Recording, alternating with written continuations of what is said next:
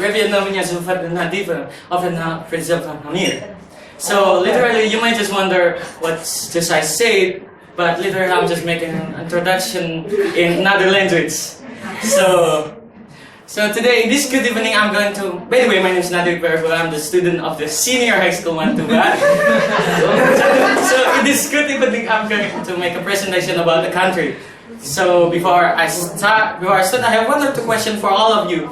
So have you ever heard of an athlete called Maria Sharapova? Yes. So do you know where did she come? Did you know where did she came from? Yes. So today I'm going to make a presentation about a country, and this topic is her country. I mean Russia. So first of all, I'm going to start my presentation with the general fact of Russia itself. It started with area of 17 million kilometers square.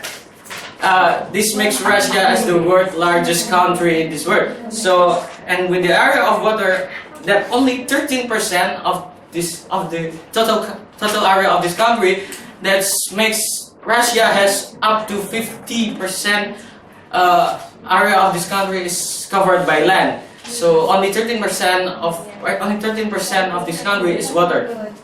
And with a population of 144 million in 2015 estimated, and also with the currency of Russian ruble, and with the government system federal and constitutional republic, and with the capital city of Moscow, with official rendered Russian.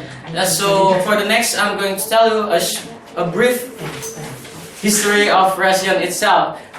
But because I'm not a Russian, I'm going to read this piece of paper. In 862, the arrival of Rurik is one of the leader for this country.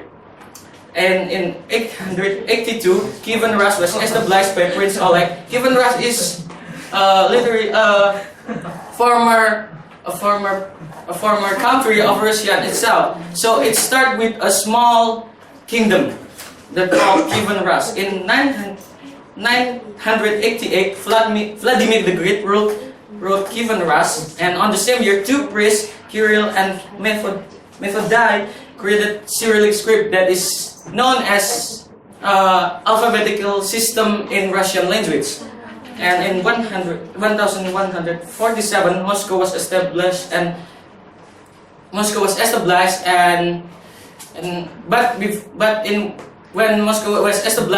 it's not yet the capital city of Russia. In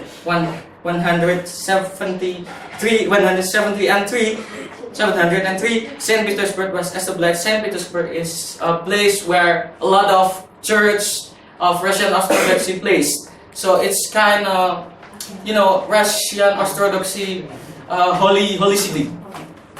And in 1917, monarchy system in Russia was fallen, and in 1922, Russian with other country near the Russian formed USSR. And in 1924, Joseph Stalin started to rule. By the way, talking about Joseph Stalin is a person who ruled Russian and make Russian defeat the Germany in World War II. Then in 1945, Cold War was started, and in 1991, USSR was fallen and Cold War ended. And in 1993, Constitution of Russia was adopted and used until now. And in 2012, Vladimir Putin was elected as President of Russia. So that is the brief history of Russia itself. But now talking about the Russian itself. But now I'm going to talk about the Russian itself.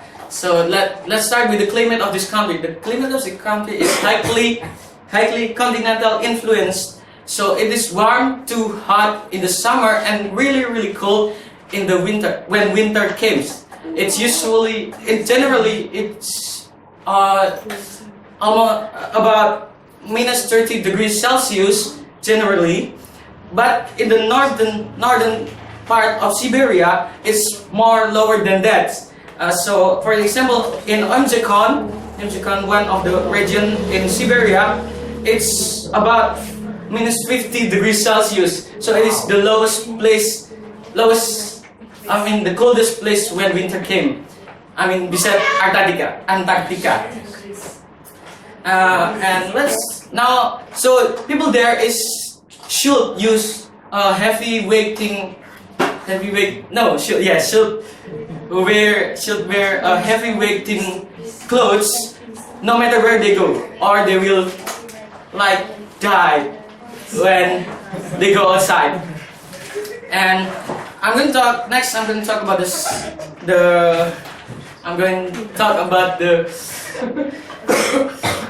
sport in this country. So the Russian is well known as their Russian synchro swimming that's almost have been swept all the gold medal when World Championship comes. And then the second favorite sport in this country is figure skating.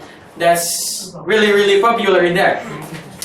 And then I'm going to talk about the religion there. Beside the Russian Orthodoxy, Islam was the most followed religion there. The second most followed religion there after Russian Orthodoxy. But talking about Russian Orthodoxy itself, the most noticed architecture of their church is their dome. You know, in Russian there's a lot of domes that looks like a dome in our mosque.